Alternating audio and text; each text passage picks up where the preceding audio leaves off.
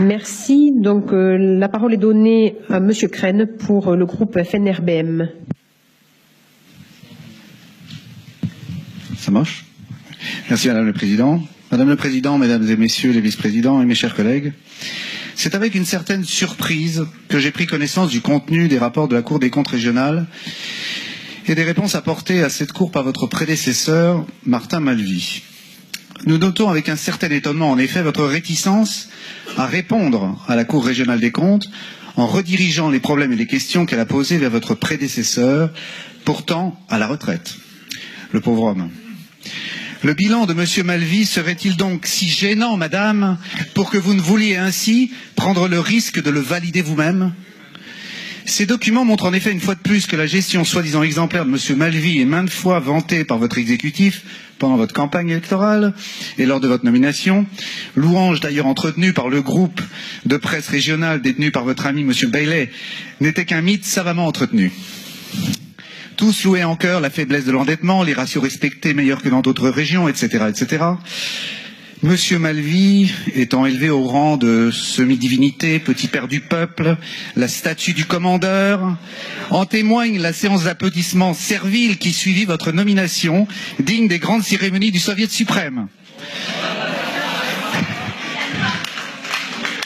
Mais derrière cette analyse macroéconomique du bilan de la gestion Malvy se cache une réalité beaucoup plus triste. En effet, la faiblesse de la dette s'explique par la faiblesse de l'investissement, le manque de déploiement adéquat de la dépense publique. Quant au ratio d'épargne, il se dégrade dangereusement. Ce sont les termes du rapport. Pire encore, la Cour des comptes régionales pointe de nombreux dysfonctionnements dans la commande publique. Deux exemples. La gestion ubuesque de la commande publique, listing des marchés supérieurs à 20 000 euros incomplet, suivi inefficace, des marchés dispersés liés à l'estimation insuffisante et à la mauvaise anticipation des besoins. En particulier, il apparaît, page 60 du rapport, que les différentes directions gèrent les projets, je vous cite le rapport, avec des feuilles Excel non homogènes ni même partagées entre directions. À qu'en termes galants ces choses-là sont dites. Résultat, certaines enveloppes sont parfois fortement dépassées et certains projets ne sont tout simplement pas suivis. Vous proposez de centraliser cette gestion au moyen du logiciel MarcoWeb. Certes, l'idée n'est pas mauvaise, mais voilà un exemple de coût supplémentaire qu'une fois de plus, le contribuable devra supporter.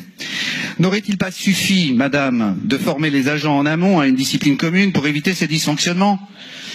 Deuxième exemple, et cerise sur le gâteau, l'affaire AWS Music, que le rapport nomme pudiquement, alors je vous cite, l'inadaptation de certains contrats dans le domaine de la communication.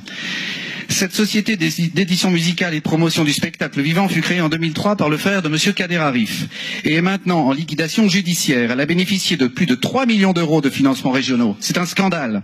On découvre à la lecture de rapports de la Cour des comptes un système de favoritisme prononcé avec des appels d'offres gagnés par cette société dans des conditions douteuses, des appels d'offres à la mesure, auxquels cette société est parfois seule à pouvoir répondre. Il est étonnant, pour ne pas dire irresponsable, qu'aucun système de contrôle des conflits d'intérêts n'ait été déclenché, alors que cette société appartenait au frère de M. Kader Arif, lui-même alors ministre, huile du Parti socialiste et des milieux gouvernementaux. Ça nous rappelle fortement M. Cahuzac. En est-il d'ailleurs même question dans ce rapport? Pas directement. Et pourquoi une telle timidité? Et les réponses vagues et embarrassées de M. Malvy ne sont pas là pour nous rassurer davantage. Entre les lignes, on découvre un vaste système clientéliste favorisant les amis, le banc et l'arrière-banc, avec en ligne de mire, évidemment, le financement de la campagne présidentielle de M. Hollande en 2012, ainsi que l'a rapporté la presse. Donc malgré l'ouverture d'une enquête par la police judiciaire de Toulouse, le parquet national financier semble toutefois prendre son temps, ce qui ne manque pas de nous interroger quant à l'indépendance des parquets. Les socialistes auxquels vous appartenez, qui gèrent si mal notre pays, n'ont donc pas été en reste dans notre région et depuis longtemps.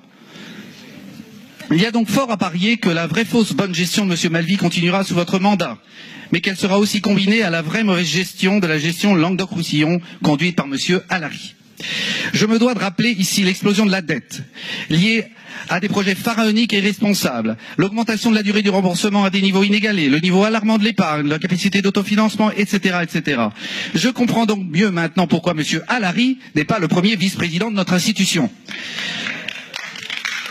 La gestion Malvy n'aura été qu'un mirage et la gestion Alary un cauchemar.